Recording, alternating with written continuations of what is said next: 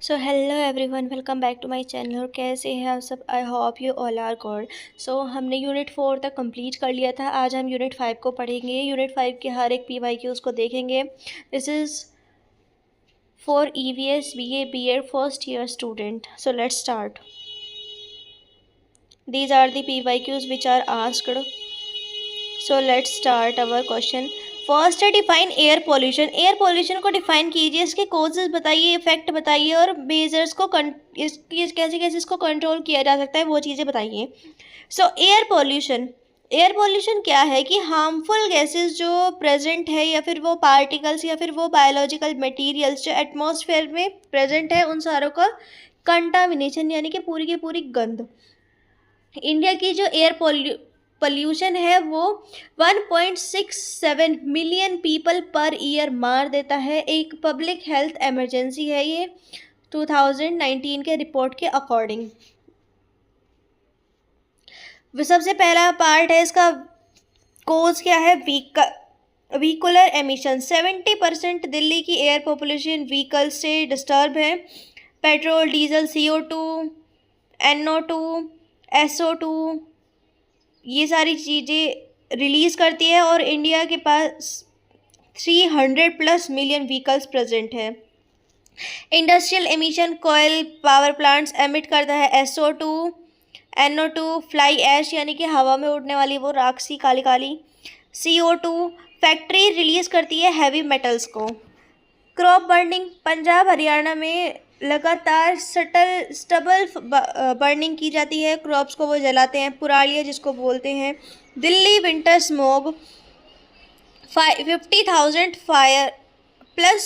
Fire incident per year होते हैं इसकी वजह से। दूसरा कॉज है कंस्ट्रक्शन की जो डस्ट है। दिल्ली में हद से ज़्यादा कंस्ट्रक्शन होती है, सो सबके सब जो है फाइन डस्ट को रिलीज़ कर देते हैं। होम कुकिंग, 800 मिलियन इंडियंस जो है आज भी लकड़ी को जला के खाना बनाती है और उससे रिलीज़ होती है CO2। Waste burning, open burning plastic की और गार्बेज की जो टॉक्सिस डाइऑक्सीन्स को रिलीज़ करते हैं, उनमें ओपन बर्निंग उनकी की जाती है। कहीं भी खेत में खड़े होकर किसी भी चीज़ में लगा देंगे आग उठा के। की पॉल्यूटेंट्स, CO, व्हीकल्स, कोल बर्निंग, फिर व्हीकल्स और इंडस्ट्रीज़ जो जाएगी ब्लड स्ट्रीम में और हार्ट डिसीज़ को और कैंसर को कोज करेगी। O3 निकलती है किससे? व्हीकल एग्जॉस्ट से और सनलाइट से साथ में बन के क्या बना लेती है? स्मोक बना लेती है। इफेक्ट ऑफ एयर पोल्यूशन, क्या इफेक्ट हुए फिर इस एयर पोल्यूशन के हमारे ऊपर? हमारी हेल्थ पे अच्छा खासा इसका इफेक्ट हुआ है।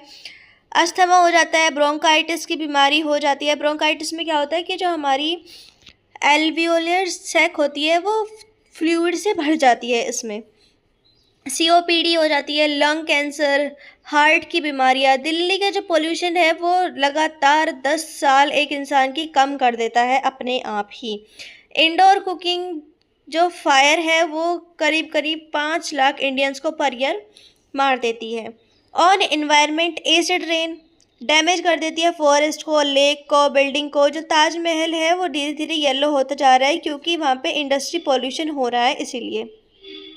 विजिबिलिटी, दिल्ली का जो AQI है उसने 450 बहुत ही जो ज़्यादा है उसको क्रॉस कर दिया है। नवंबर 2023 का डाटा के अकॉर्डिंग स्कूलों को बंद करना पड़ा और वहाँ पे कंस्ट्रक्शंस को बैन करना पड़ा और वहाँ पे 30 सिगरेट पर डे। वहाँ पे सांस लेने का मतलब है कि 30 सिगरेट हम दिन की पी रहे हैं। देखो कितना खतरनाक है। कंट्रोल मेजर, व्हीकल्स को हम एमिशन के जो नॉर्म्स हैं, CNG बसेस को चला सकते हैं, इलेक्ट्रिक व्हीकल स्टार्ट कर सकते हैं, मेट्रो का एक्सपेंशन कर सकते हैं और इवन की कार जो है वो रेशनिंग कर सकते हैं। इंडस्ट्रियल इलेक्ट्रोस्टैटिक प्रेसिपिटेटर्स, यानी कि प्रेसिपिटेटर्स क्या होते हैं? जो रिमेन होती है जब कोई सोल्यूशन बन जाता है उसके बाद जो प्रेसिपिटेट यानी कि PPT जो चीज़ बनती है उसको बोलते हैं प्रेसिपिटेटर। स्क्रबर जो होते हैं चिमनी के अंदर स्ट्रिक्ट पॉल्यूशन नॉर्म्स किए जाएं और जीरो लिक्विड डिस्चार्ज जैसी चीज़ों को हम स्टार्ट कर सकते हैं। एग्रीकल्चर, हैप्पी सीडर मशीन को लगाया जाए। Plant next crop without burning shuttle. Financial compensation दिया जाए फार्मर्स को ताकि वो जो है अपनी क्रॉप्स को बर्न ना करें। नेक्स्ट है वाटर पॉल्यूशन, क्या क्या सोर्सेज है वाटर पॉल्यूशन के, कहाँ से है वाटर पॉल्यूशन, क्या इफेक्ट हुए हमारे ऊपर और क्या कंट्रोल किए जाने चाहिए इस चीज़ के ऊपर। वाटर पॉल्यूशन यानी कि हार्मफुल सब्सटेंस जो वाटर में ऐड किए जा रहे हैं। 80% इंडियन की जो सरफेस है, इंडियन वाटर सरफेस है, वो पूरी की पूरी वाटर उसका पोल्यूटेड है, ख़त्म है बिल्कुल। इंडिया के पास वर्ल्ड की मोस्ट पोल्यूटेड रिवर प्रेजेंट है।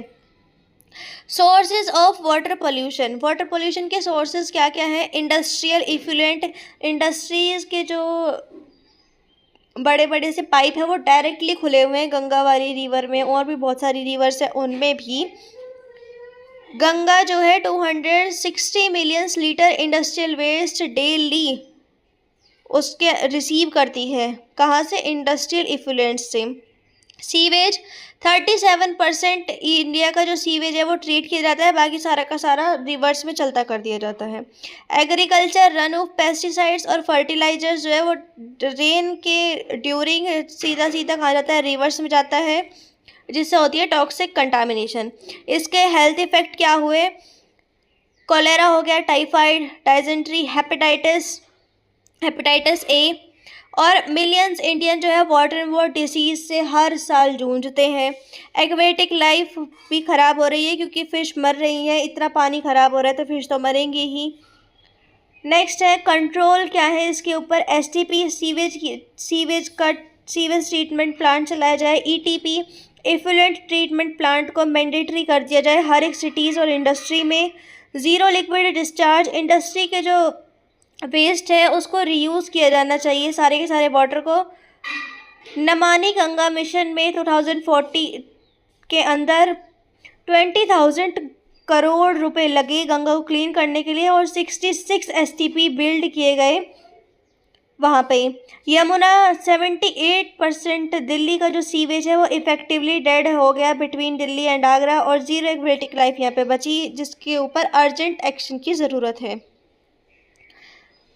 नेक्स्ट है solid waste, noise, thermal, nuclear, marine, disaster management और इंडिविजुअल का क्या रोल है, और सॉलिड पोल्यूशन क्या चीज़ है। तो सारी चीज़ों को एक साथ देखते हैं।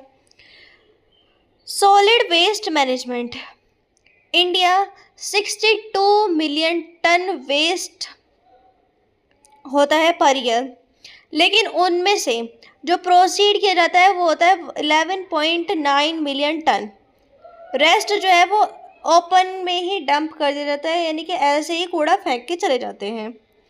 टाइप्स म्युनिसिपल जैसे कि हाउस होल्ड का, फ्लाई ऐश, स्लैग, और हॉस्पिटल वेरी डेंजरस, हॉस्पिटल वाले भी छोड़ देते हैं ऐसे ही, कुछ होते हैं कुछ अच्छे भी होते हैं। 4R मेथड, रिड्यूस, रीयूज़ और रिसाइकल। अदर कंपोस्ट करें, सैनिटरी लैंडफिल करें, इनक्रिएशन करें और बायोगैस प्लांट को लगाएं। सेग्रीगेशन करें ग्रीन बिन, ब्लू बिन में, मोस्ट इम्पॉर्टेंट स्टेप है ये। और केरला इंडिया की मोस्ट क्लीनेस्ट सिटी है क्योंकि 100% वेस्ट वहाँ का कंपोस्ट होता है। Noise, thermal pollution, noise continuous harmful है हमारे लिए, ट्रैफिक का, फायर क्रैकर्स का, जिसके इफ़ेक्ट क्या हुए, सुनना लॉस होने लगा, हाइपरटेंशन होने लगी, स्लीप डिस्टर्बेंस ज़रूर होगी, वाइल्ड लाइफ भी डिस्टर्ब होने लगा इस वजह से। इसकी कंट्रोल क्या है, साइलेंसर लगाए जाए, साउंड बैरियर को ऐड किया जाए, ग्रीन बेल्ट लगाई जाए क्योंकि ट्री जो है साउंड को एब्जॉर्ब करती है। Time limits on loud speaker लगा तो देते हैं लेकिन फॉलो कोई नहीं करता। नॉइज़ पोल्यूशन रूल लगाया जाए।